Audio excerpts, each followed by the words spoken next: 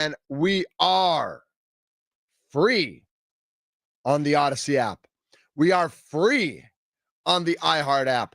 We are free on YouTube. Join us on our YouTube channel at The Fan Milwaukee. Make sure you have at in there, at The Fan Milwaukee, where I am joined right now by the Studley Gentle Giant. He is Charlie Usen. Charlie, you okay today, bro? I'm all right. Studley's very kind of you. I appreciate Sure. that. Well, I mean, I assume one lovely lady thinks you're Studley. At least one. Yeah, at least one. That's all that matters. Actually, two. I think my mom thinks I'm Studley. Probably. Yeah. How often do you you have another profession and you sling drinks? I do. Do you ever get called Studley at that? Do you ever have a lady who comes up and says hey, you look like a gentle giant? I don't know about that. I don't think I've ever had that exact phrasing said to me by anybody there. But, some old ladies, they like swoon in a little bit, I'll bet the old ladies love the old soul that is Charlie Usen. There's no doubt about that. There's got to, by old ladies, you mean like women who are younger than me. So fantastic. Yeah, Great. I mean, that's basically everybody. So whoa. I see. Besides Sparky, maybe. I see where this show is going early on a Tuesday. Normally a human Tuesday, as we've learned from Mason Crosby, what he always called the Tuesday during the NFL season, which would be the day off for our local football team. Not the day off today, though, with a Thursday game. The Packers are back at it today. The Packers are talking around 12:30. Matt LaFleur is talking after practice. So that's like 4:30, 5 o'clock. And we will keep our eyes on the number of injuries, Aaron Banks, Zach Tom, Bo Melton, and others who got banged up in the game on Sunday with a quick turnaround. There's a quick turnaround. The Packers, of course, playing Thursday night against the Washington Commanders at Lambeau. It's nice. It's nice that they got to play at home on Sunday and they get to play at home on Thursday. I do think that makes a big difference. Where Washington opened at home, but then has to travel to Green Bay. And I know travel's not what it used to be. Nobody's flying coach. Nobody's dealing with the crying baby. Nobody, they're basically like, as luxurious as it can be for these football players. But I still feel like the ability to drive home and sleep in your own bed is different than an hour and a half plane flight and then busing to the airport, busing back to the hotel, whatever that might be. I do think that helps the Green Bay Packers in this situation. We've got lots of Green Bay Packers to talk about today. Ryan Wood's going to join the show at noon. We'll talk about it with him. Dario Melendez at 11:40. We'll talk with him about it as well, as he was at the game on Sunday. But let's talk about all the things we saw last night. And we go close up on Charlie on the YouTube channel because we're coming right at Charlie. Charlie, 17-6, pick six, 74-yard down the sideline. Everything going the Bears' way. I wouldn't say everything. I mean, after that first drive, they didn't do a whole lot the rest of the first half. But up 17-6, home on Monday Night Football. You've got to think you're in a good position after that pick six happened. Yeah, but I didn't because it's the Chicago Bears. Wow. If we're being completely honest. Yes, we are. There's nothing else we can be, Charlie, except completely honest. It's really easy to compare them, I guess, to the Milwaukee Brewers, where right now, at this point in the season with the Milwaukee Brewers, and even 2 months ago, there's games where they'd be down 4-1 in the first 3 innings, and you were just like, the game's not over. The Brewers are going to come back, and they're going to be able to just take this away from whatever team's playing them. Doesn't matter if it's the Dodgers or the Rockies. They're going to be able to come back in this game. The Bears is like the exact opposite, where you go into the third quarter of a game, and it should be a game that is pretty handled at that point, and then you're like, nope, something bad's going to happen, and it's just going to go downhill. That's exactly what happened. The defense got tired basically at the beginning of second half. Caleb Williams just continued to overthrow players. There should have been at least 3 other scoring opportunities for the Chicago Bears that were all kind of shut down by Caleb Williams overthrowing one of his players, which was kind of unfortunate to see. Sure. He did have some really good moments, and you can see the arm talent that's there. Absolutely. But it's just got to be controlled at some point here, and it's just not. So at no point where you feel like after the first drive, the first drive goes swimmingly, the Bears come out and score, like you had to feel like, wow, maybe this is like the Packers game where they took the ball, they scored, like Like this looks good. And then it just didn't feel good. Like it looked good. Man. And then you were like, Bears how fans are rough. how the hell are they going to replicate that for another 3.5 quarters at this point? Is kind of what it comes down to, is that, yeah, it looked really good, but there's nowhere to go from there. And now you're only expecting going down, which is, again, what happened. It's really easy to expect that when that is continuously what happens. The question we were talking about on the Mason Crosby show, based on last night's result, does that give you more does that change your expectations for the Packers, or does that change your expectations in general for the NFC North? Like, based on week one, I should say, have your expectations for the NFC North changed? 414-677-1250, 414-677-1250. We are all aware that it's only one game. But it's one game for the Packers. It's one game for JJ McCarthy. It's one game for the Chicago Bears. Q writes in on YouTube, poor Charlie, scripted Caleb versus off-script Caleb. Reminds me a lot of scripted versus unscripted Love and Matt LaFleur. There's some of that. I mean, that beginning of the game for the Packers was fantastic. They didn't do a ton. They had a huge play to Dobbs after that. But besides that, the Packers offense didn't do a ton.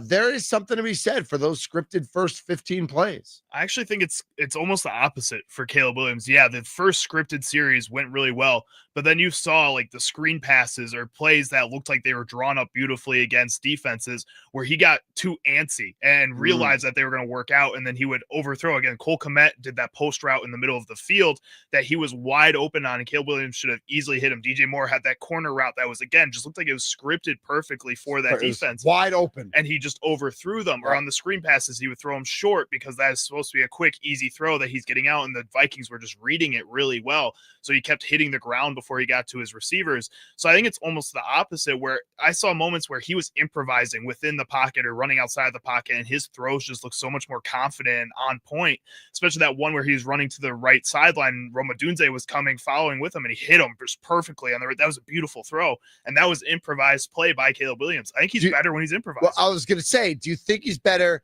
You say improvising. I would say when he doesn't have to think. Yes, exactly. Like when he's just reacting. It's almost like Quay Walker more than Jordan Love. Whoa. I you know what? I understand and respect that comparison.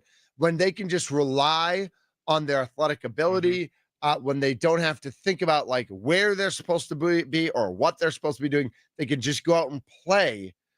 Good things happen. 414-677-1250, 414-677-1250, the Nick Law Fan Talk and Text line. I did put a question up on my Facebook and my Twitter, and I think we're going to put it up on the fan Twitter as well. Is Micah? Does the arrival of Micah Parsons, as we're talking about the Packers, does the arrival of Micah Parsons lower the pressure on Jordan Love? And I just want to throw that question out there. We're not going to talk about it right now, but we are going to be talking about it later in the show. So I want that on everybody's radar so that you can do your homework and you can be ready for that when we get there. Because right now we're still talking about the NFC North in general. And I actually want to break out of that. And I want to talk about the NFC. I want to talk about the NFC. I don't want to just talk about the NFC North in general, because I do think, I hope we can all kind of agree that expectations have changed in the NFC North. And the easiest way to look at that is when we go to our friends at the Potawatomi Sportsbook. And coming into Sunday, the Detroit Lions were plus 175 to win the NFC North. The Packers were plus 180 to win the NFC North. I think the Vikings were like plus 400 and the Bears were like plus 650, something like that. You look at the NFC North now, the Packers are a favorite. They're minus 118 to win the NFC North. The Vikings are now second at plus 300. The Lions are third at plus 400. The Bears are fourth at plus 1,000. I mean, the Bears are basically out of the opportunity to win the NFC North at this point. And listen, I think after watching week one, none of us believe that the Bears are going to win the NFC North. No, but find it hard to believe they looked worse than the Lions, if I'm being completely honest. I think that maybe because the Packers looked really good as well. I think that's it. I do think the Bears look worse than the Lions in terms of what people's expectations are for the rest of the year. That's fair too. Like the Lions played at Green Bay, the Bears played at home. The Lions played against a team that is supposed to make the playoffs. The Bears played against a team that could make the playoffs, but again, starting a first ever quarterback who looked awful the first half, and then they made him look great in the fourth quarter. Interestingly, we could look at all the divisions and all the odds, and you can go to Potawatomi.com and you can click on Sportsbook and you can find all those odds right there. But certainly the expectations in the NFC North have changed. I wonder how this affects the NFC because Philly's still the favorite at plus 350, but then the Packers are plus 450, and then the Washington's at plus 800, and the Lions are plus 850. By the way, it's interesting. The NFC Championship, I look 1, 2, 3, 4, 5, 6, 7. I'm looking at the top 7 teams. The Vikings aren't even in there. The Lions are 4th. The Vikings aren't even in there. But to win the NFC North, the Vikings have, better odds than the Lions do. So, odds makers have their own agendas as well. Yeah, because logically that doesn't make sense. So that the Lions would be a better favorite to win the NFC than the Vikings are, but the Vikings are a better favorite to win the NFC North than the Lions are. Logically, that doesn't make sense, but gambling-wise, they follow the money. No, it does make sense, but also, I see that, and I would say I would probably agree also that I would say that the Vikings do have a better chance to win the NFC North. I think they looked like a pretty damn good regular season team, but to get to the NFC Championship game, they haven't done that since they had Stephon Diggs and Case Keenum playing quarterback and wide receiver for them at that point. I mean, that's kind of the reality of this, and the Lions are, How did the rest of the North like Case Keenum He was do that? awesome in Minnesota, too. It was crazy. That's so dumb. Case freaking Keenum.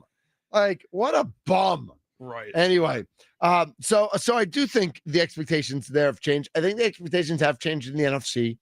We will see. We will find out a lot about this Packers team coming up in week 2.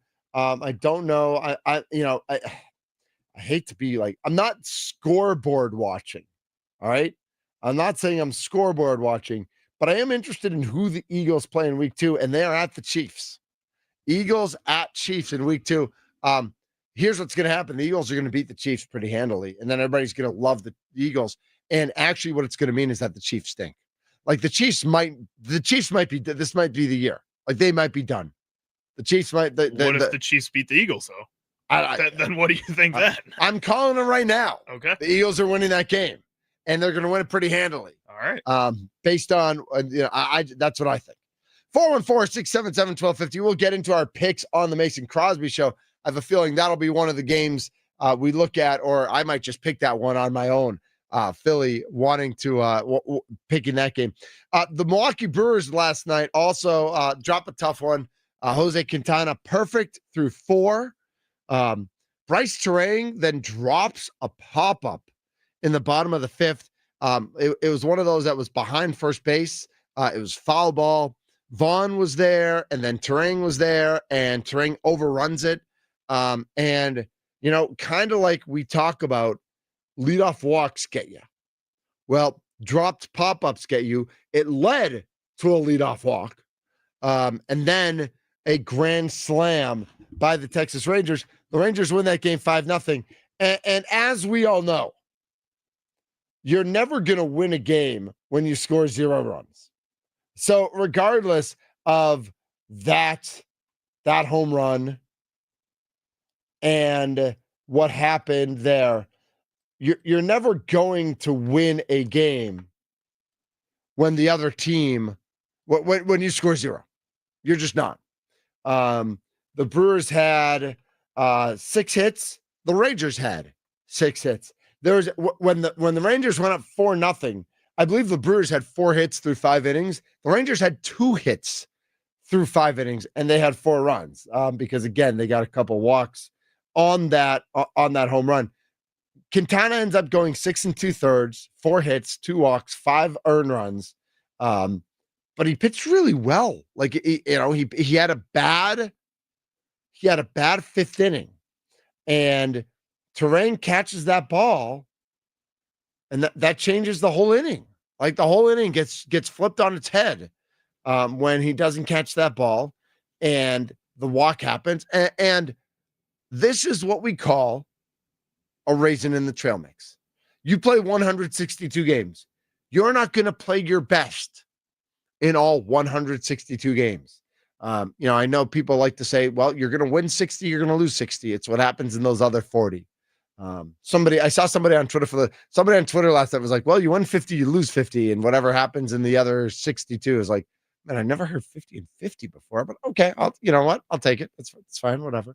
But again, like you, it's somebody I saw, Tim Muma, who's a Brewers podcaster and blogger, said just felt like this was one of those that the Brewers were going to lose. Like this just felt like that one of those games. Jacob Latz, the pitcher for the Texas Rangers. He's been bouncing in between the bullpen and starting. Lefty pitched 5 2/3, no earned runs, obviously, because they didn't score. Pitched very well last night for the Texas Rangers. And that's the beauty of baseball. You get right back at it today. The Brewers get right back at it.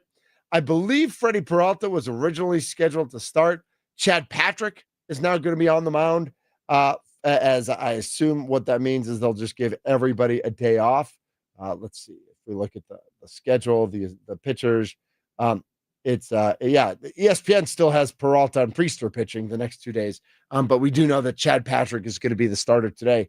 I assume that means Peralta and Priester both get pushed back a day, and actually that'll mean and so they will have those days off, and that's what we're looking for, right?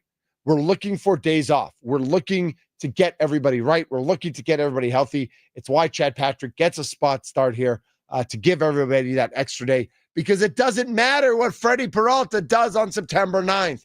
It matters what he does on October 9th.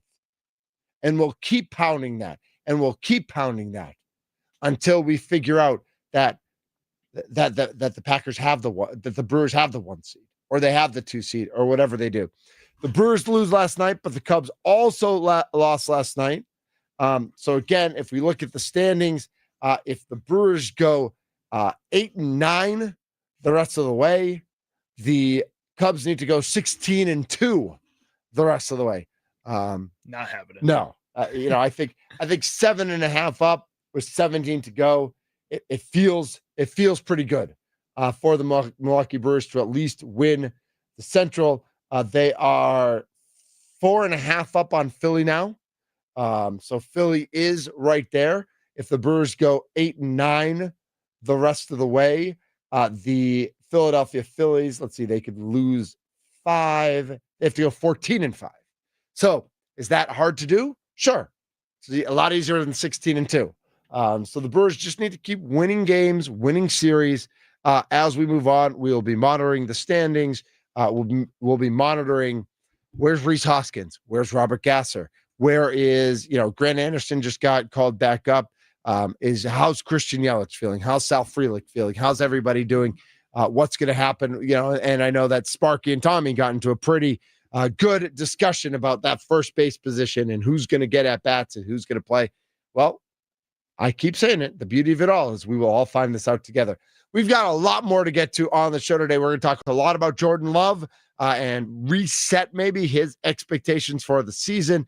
We are going to talk about we're going to talk with Dario Melendez from Channel 12. We're going to talk with Ryan Wood from the Green Bay Press Gazette and USA Today and all of our, USA Today. Don't they just own every newspaper in America at this point? Basically, that's what it feels like. Right, exactly. So a lot more coming up, a lot of Packers talk as well. Coming up on Middays with Thunder. We are in the 1250 AM 1057 FM, the Fan Studios, powered by the Potawatomi Sportsbook. Where we will be tomorrow. We will be at the Potawatomi Sportsbook tomorrow. Should be a blast. If anybody wants to join me for lunch, just shoot me a note, shoot me a text, shoot me a message on Facebook or Twitter, whatever it is, and let me know. This is Middays with Thunder on the Fan.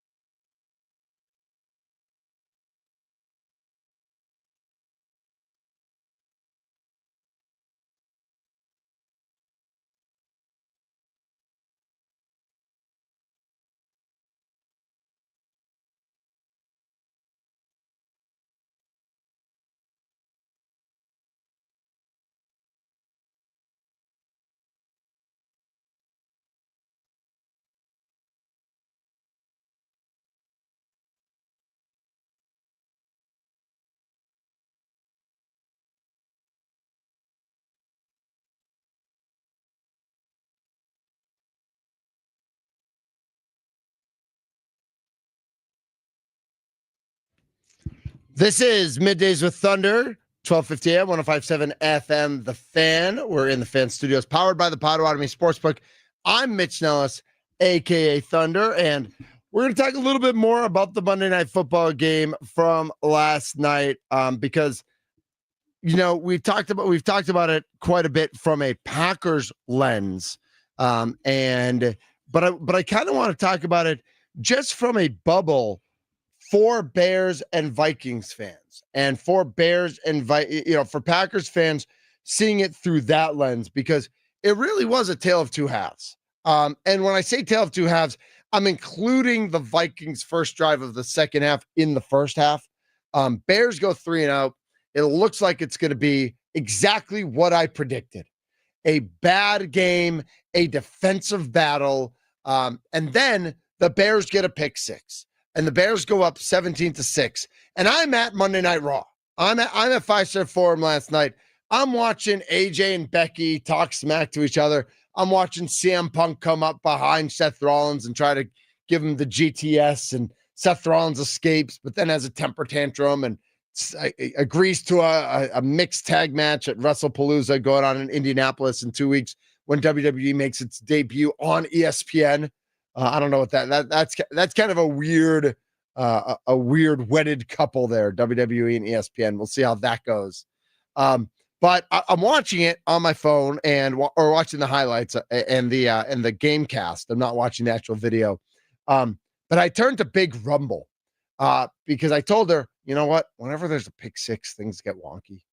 Things get wonky in a game because, like, when you have that quick of a change, and it's not just the quick change where everybody on the sidelines ready for the quick change, but it's the immediate score, and then it messes with, I loved the under last night, and I think in most universes I was right. I think if you're at 10-6 and the Vikings have the ball, and maybe they go in for a touchdown, but I bet at that point they kick a field goal. They had the ball at the 30, whatever. It ends up being a 74-yard. So he throws it 5 yards, and it's a the 26-yard line. So let's say the Vikings get a field goal there. It's 10-9. I think the rest of the game's a slog.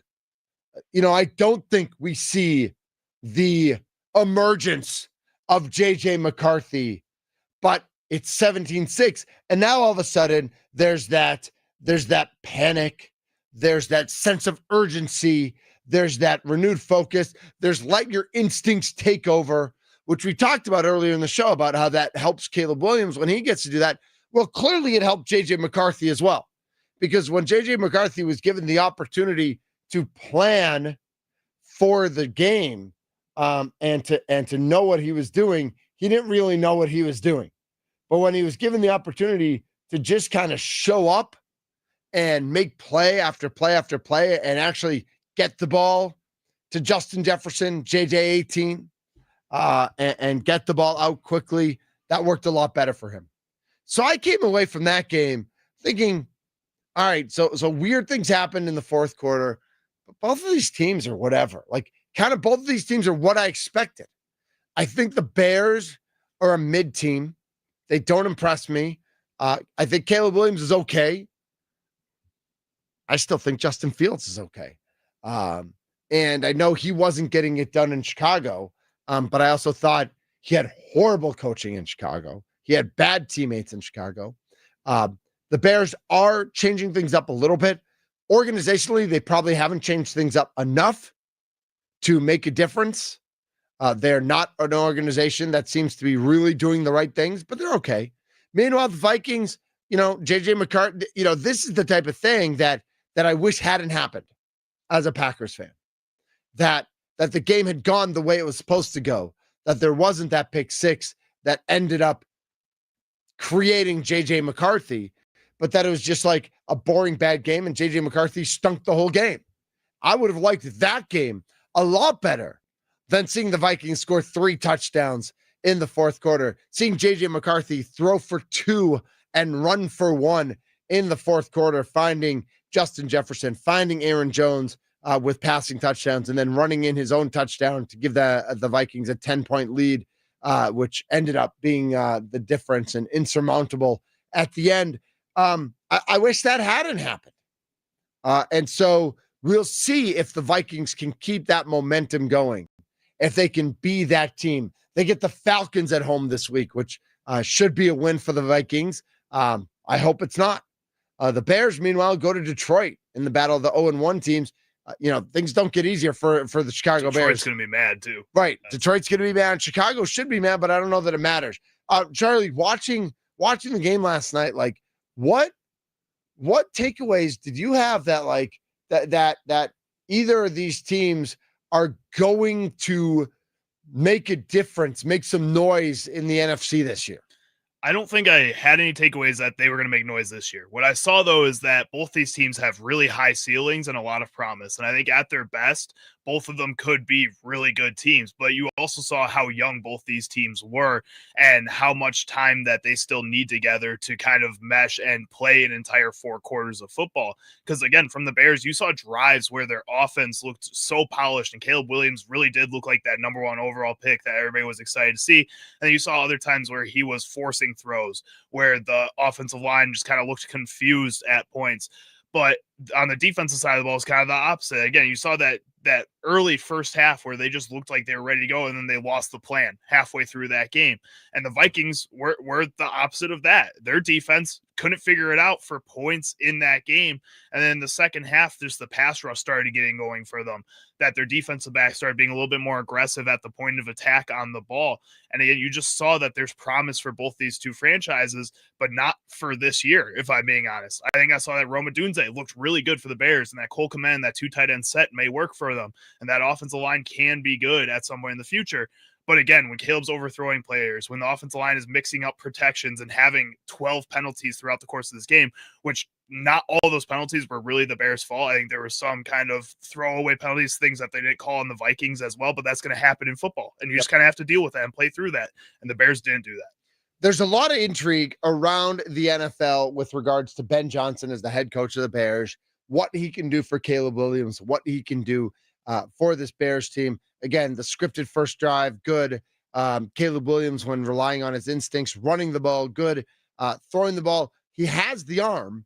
I think he has a stronger arm than people think. Yes, honestly, he definitely has a strong arm. The question is the accuracy, and can he manage his emotions almost? Where a number of the overthrows, is he just too excited? Does he have too much running through his veins as he throws? But I'm interested in Ben Johnson. I haven't listened to this yet, but I want to listen. We just have the opening statement he made in the press conference. It's 2 minutes long. I want to hear, I think as we keep our eye as Packers fans on the Bears, on the Vikings, on the Lions, on this NFC North, it's interesting to know your enemy. So let's take a minute to know our enemy and what Ben Johnson had to say after the game last night. All right. Obviously, disappointing way to start the season there for us. We just have a 17-6 lead and then see it go the way it did there in the fourth quarter. We said going into week 1 that the team that would make the least number of mistakes would win the game. And well, we talked about that just now, Charlie. 12 penalties, and that's just too many. Whether and I think we talked about it on the Mason Crosby show. 4 false starts. Mm-hmm. You can't have 4 false starts at home. Well, 4 false starts in 2 series early in the game. They didn't have one after that. What page are people not on in a home game? I get that it's a new coach and so it's a new system, but you did play 3 preseason games. You did play all your joint practices. You did play this past week getting ready for this. Like that you can't do that. No, you just can't do that. And it's not even the new guys. That was really the problem. I know Jonah Jackson had a false start himself, but Darnell Wright, the right tackle that's been there for 3 seasons now, should not be making those mistakes. And he was the one making the biggest mistakes. Unfortunately, we were on the wrong side of that. We made too many there late in the game, myself included.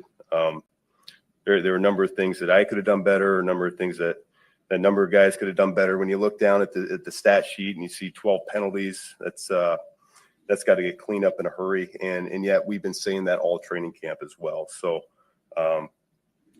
we'll find a way to get that done. It's going to be a collective effort. No one's pointing fingers. Statistically, I really think the defense did a really good job up until the very end. That fourth quarter, things got away from us a little bit, but up until then, they kept us in that ball game. Offense was stalling out, some good, some bad.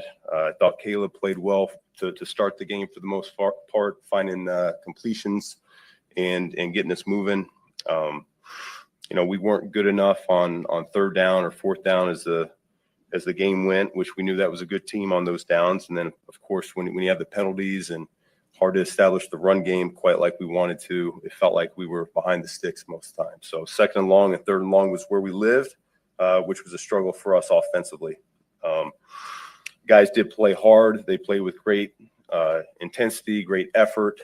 And I hate to see that they didn't come out with the W there at the end. But no one's going to feel sorry for us. It's going to be a quick turnaround here to get going for next Sunday in Detroit, our first road game. And so we got to turn the page here quickly. That's Ben Johnson, head coach of the Chicago Bears, pretty much saying all the right things. And I think that I think he's he's obviously a good coordinator. You could argue he's obviously a great coordinator. One of the things that we saw at the end of the game last night is the Bears with the ball. What do they get it back with about 3.5 minutes left? They end up scoring with 2:02 left. And the question that we were watching as I was watching the game, should they have kicked a field goal with more time left on the clock? Because scoring a touchdown with 2:02, as we saw, meant they did not get to use the 2-minute warning as a timeout. I guess if they kick the kickoff out of the end zone, they do. Or just out of bounds. You take the penalty. Oh. And you still keep it above the 2-minute warning. That's giving them the ball at the 40, though. Then you hope that, honestly, they just score fast and you get time to get the ball back, maybe get an onside kick, win the game in the last 2 minutes. You get that extra timeout.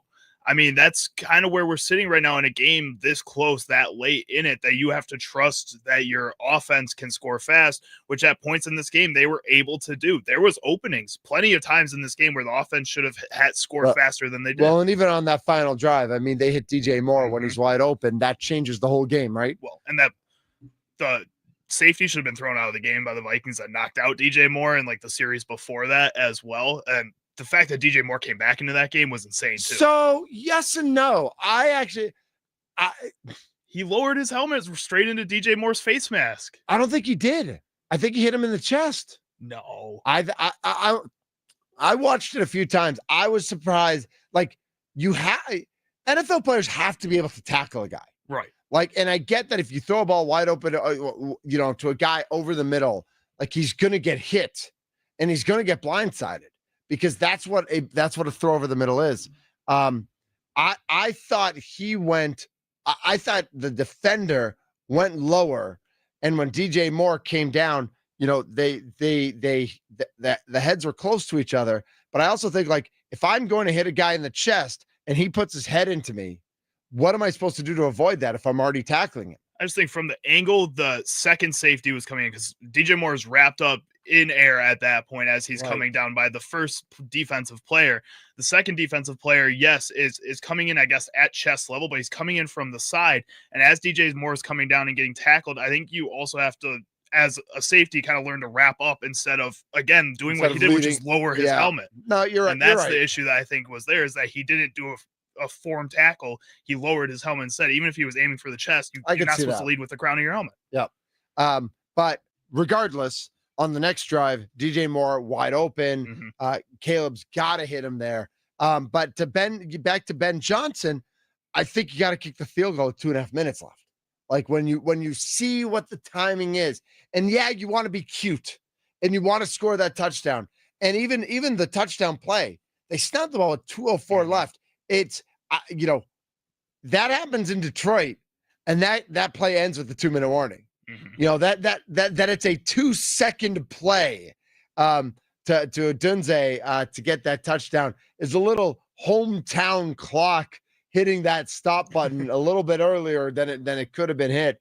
But even at 2:02, you want to kick the ball out of bounds, you want to kick it through the end zone, but 2:02 is not 2:34. It's not. It's two whole less plays, right? And so I think Ben Johnson, who we all believe is this offensive guru. I don't know that, I'm sure people in Detroit think he's an offensive genius on some level. You got to know the clock. You got to know the situation. You got to know what's happening there. And it gets magnified on Monday Night Football. Listen, you do that Sunday at a noon game, and Bears fans maybe are upset, but nationally, we're not breaking it down. Kind of like Sunday night. Like, we're not Bills and Ravens, maybe we're breaking down anyway. But certainly we're coming after John Harbaugh a lot harder because it's a standalone game. It's a primetime game where everybody gets a chance to see it. And I think that with this, like Ben Johnson, week one, first time as head coach, you need whether it's you or we talked about starting with like day one of the Mason Crosby show last year is like coaches need to have that guy on the sideline that they trust that only does clock management.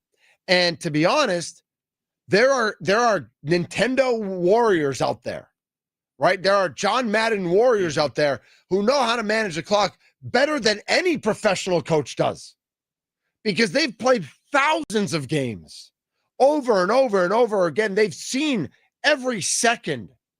What does it mean at 207? What does it mean at 206? What does it mean at 205? What does it mean at 325? What does it mean at 331? What does it mean at 311? What do all these clock numbers mean that these John Madden warriors know that are better than any assistant coach who thinks because he's got a cell phone, he's got a stopwatch on it and he can tell time. It's not the same.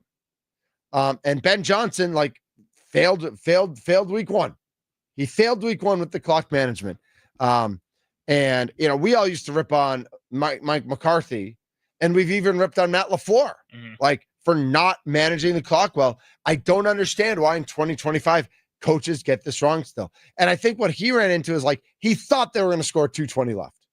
And so let's just keep going because we're going to score a touchdown with 2:20. They should have scored with 2:20 left. And now it's 2:15. Yeah. And now it's 2:08. Now it's 2:06. And now it's 2:04. And they finally scored 2:02. And that at some point, you need someone on your, even if you get inside the 10 or get inside the 5 or whatever, you need that person on the sideline that says, we have to kick the field goal now. I don't care if you're at the 4-yard line with 2:15 left or whatever you're at, or at the 14 or whatever. And you think you can get in. Yeah, you think you can get in. But once you get in, the game's over. And that's what happened last night. They got in. They got the ball back with 9 seconds left. The game is over. My name's Mitch Nelles, a.k.a. Thunder. I just want coaches to do better. That's all I want. I want there to be a coaches association where they actually respect the common man's ability to tell time on a stopwatch and on a countdown clock and on a timer clock, because we can do it better. We just can. 414-677-1250 is the phone number. 414-677-1250. That is the Nicolay Law Fan Talk and Text line. We're talking football, and you know that means that while you can't count on much, you can always count on Sundays with the NFL on CBS and Paramount Plus. Stream your local NFL game live every Sunday all season long, starting at just $30 for your first year. That's like $250 a month. Visit ParamountPlus.com. Write out the plus. Don't use the plus sign. ParamountPlus.com/NFL to get started today. More coming up. Dario Melendez might have some issues. He's got some timing stuff going on today, so we're going to see what the deal is with him. We do know for sure that we at noon, we have Ryan Wood to talk Packers. We're going to keep the conversation going. A lot of Packers to talk about, a lot of Brewers to talk about as well. My name's Mitch Nelles, a.k.a. Thunder. This is Middays with Thunder on the Fan.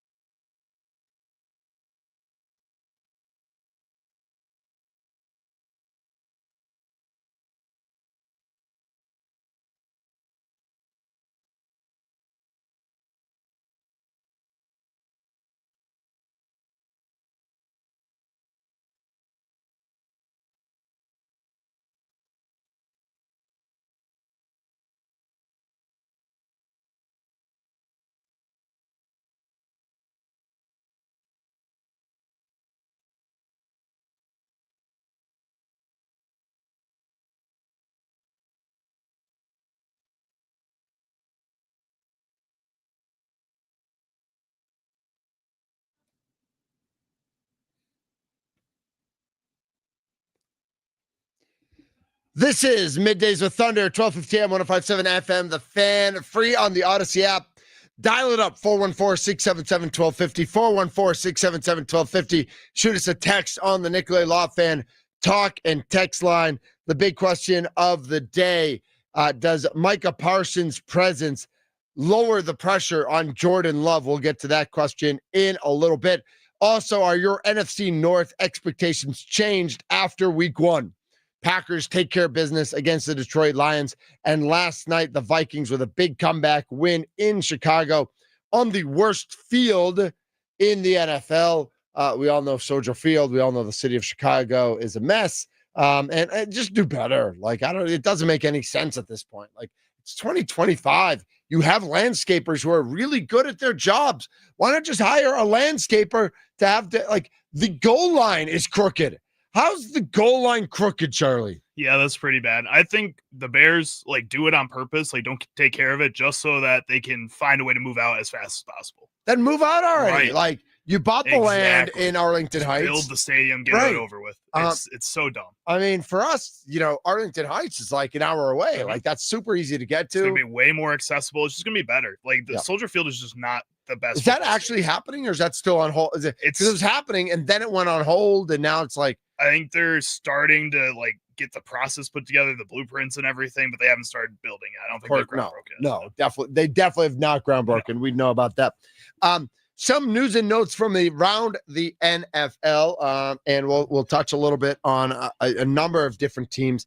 The 49ers will be without George Kittle for a little while. He's got a hamstring injury. Kyle Shanahan said that he will sit out a few weeks because of the right hamstring injury he suffered in their win against the Seattle Seahawks on Sunday, and that Brock Purdy might not play this Sunday as well. He has left shoulder and toe injuries.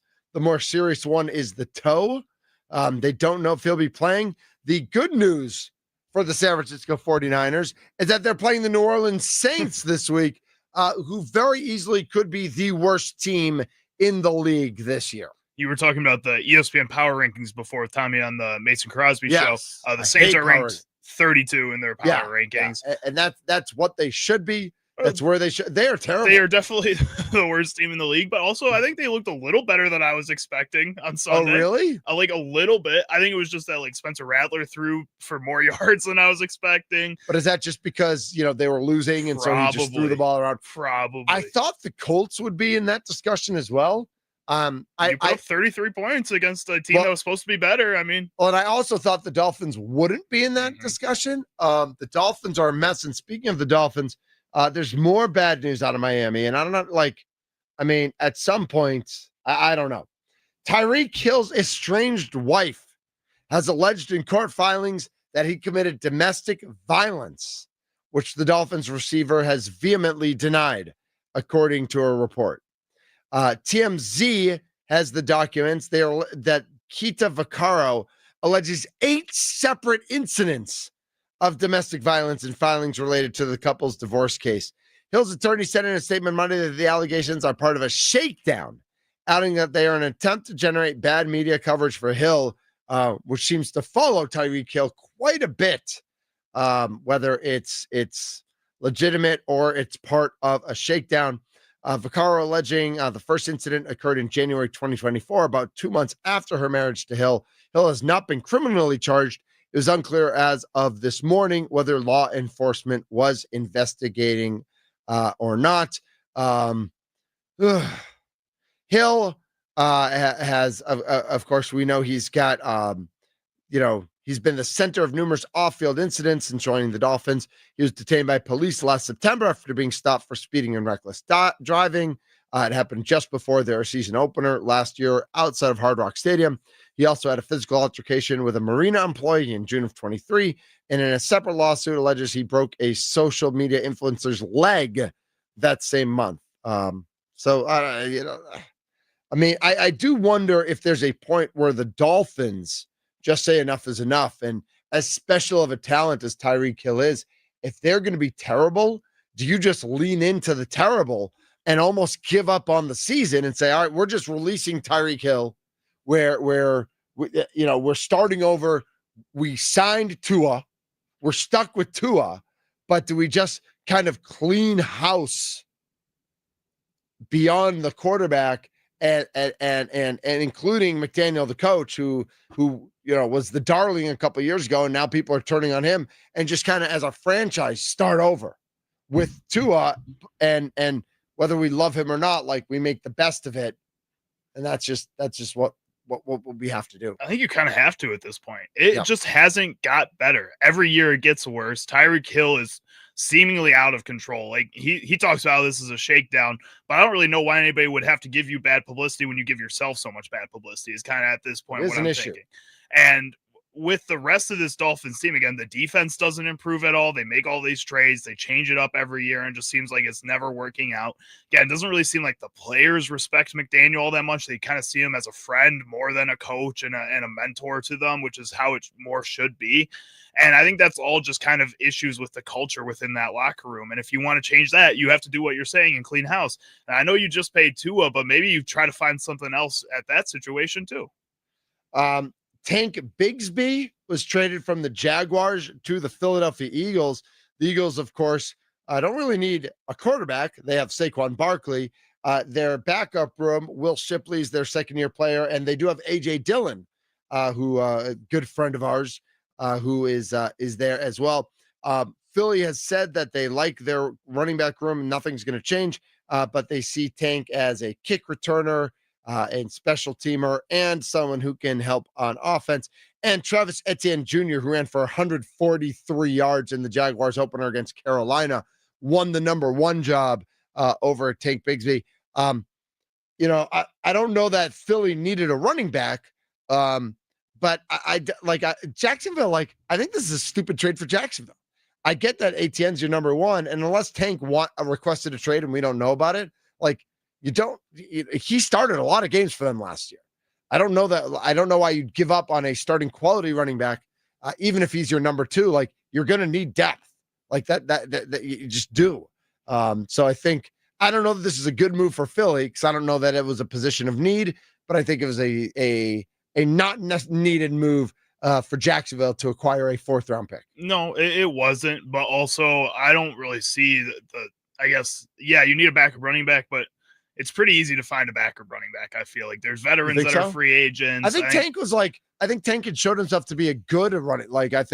I don't know. I think that's part of the reason you trade him for a 4th round pick, though, is because that's pretty good value for a backup running back. If we're being completely honest, I think if that's on the table, then you kind of should take that if you're a young team like Jacksonville, who maybe this year has playoff expectations, but I don't think you have Super Bowl expectations. Maybe you get those picks to kind of just help bolster that draft class next year to a point where you do feel more confident in some kind of playoff run. I could see that.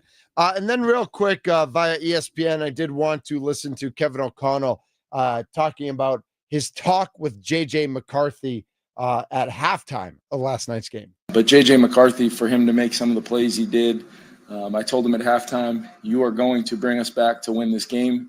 And the look in his eye was fantastic. And the best thing is just the belief I felt from the team, the unit, and ultimately that doesn't get done without him in the second half. 2 passing touchdowns and then the critical rushing touchdown, at the end.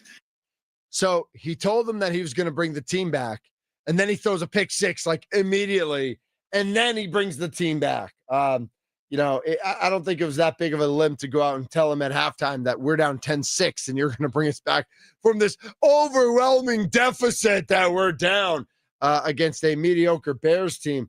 But then 17-6 after the pick 6. I think I'm more interested. I think Kevin O'Connell's a really good coach, but I think I would have been more interested to hear, what'd you say to him after the interception? Not what'd you say to him at halftime? How'd you keep him positive? How'd you keep him focused? How'd you keep the whole team together to have that type of comeback after the pick 6, not necessarily at halftime? Well, I think one of the biggest things that I saw after the game, too, was just all the reports of J.J. McCarthy really kind of keeping himself up and the team up in those situations. Is that a lot of people were saying, and I think it was Warren Sharp that came out on his Twitter and was saying that it felt very Tom Brady-esque, almost the way that he was talking to his teammates on the sideline, like that type of leadership, which I think I agree. It's a little early to be saying white dudes from Michigan. Blah, blah. Wow. That is some weak sauce. It is good leadership, though, and it's good to see that he's already doing that even when he's down in those situations or the team is down in those situations. It's something that I would say the Bears haven't seen from Caleb Williams that often. I think you're right about that. I think that we'd like to see more of that from Caleb Williams, but we shall see. And again, I will say this. I'll say this a million times this year. And at some point, like I think everybody listening will say it along with me. That's the beauty of sports. We all get to find out what happens. We all get to watch it together. Speaking of watching it, this man watches every Packers play in practice that he's allowed to go to, everything Packers related. He is our new Green Bay insider, Ryan Wood, on the USA Today Network, Green Bay Nation co-host on WFRV in Green Bay as well, and excited to have him on board this football season. Ryan Wood is next right here on Middays with Thunder, 12:50 a.m., 105.7 FM, The Fan, free, AUDACY, on the Odyssey app.